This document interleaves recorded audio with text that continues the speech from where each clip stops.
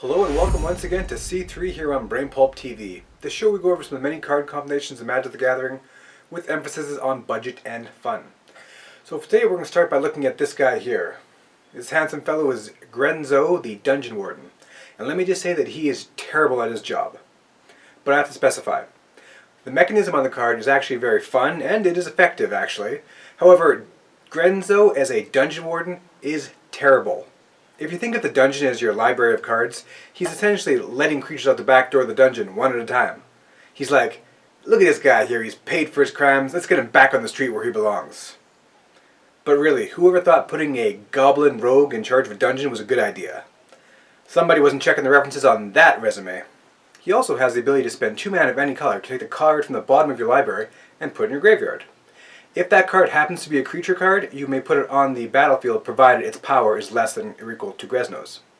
Now there are 2 basic ways to play this card. You can either be the gambler and just randomly draw cards off the bottom of your library once you have Grenn in play. But take it from me, once you've spent 4 mana to needlessly dump 2 good cards in your graveyard, the thrill of the gamble is going to lose its allure right away. Now if you don't want to play the gambler role, your best bet is to scry. Scry hard and scry often. As for scrying, there are some nice red-black ones out there. Titan Strike and Lose Hope are nice. They're both low costing. They both have good effects on top of the scry. There's also Read the Bones, which, if you know how to do your voodoo well, you can look to draw 2 cards while at the same time putting 2 valuable cards at the bottom of your library.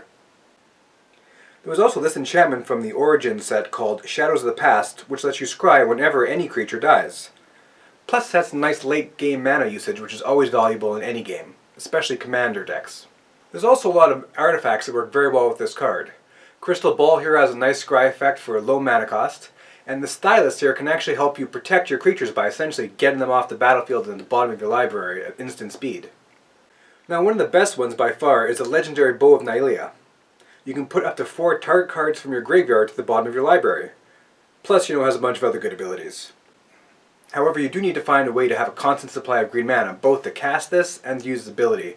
And in a black-red deck, that's probably not going to be going too smooth. So there you go, there's this week's card combos. You can fill up your commander or tiny leader or just your plain old modern deck with these cards. Scrying cards, artifacts, whatever creature you want who's going to be less power than Grenn, who is a great card, terrible Warden of the dungeon. Seriously, who thought that was a good idea? So make sure to tune in next week when we're going to combine stuffed animals with hard rock. Now that's what I call hair metal. Thanks for watching, we'll see you next time.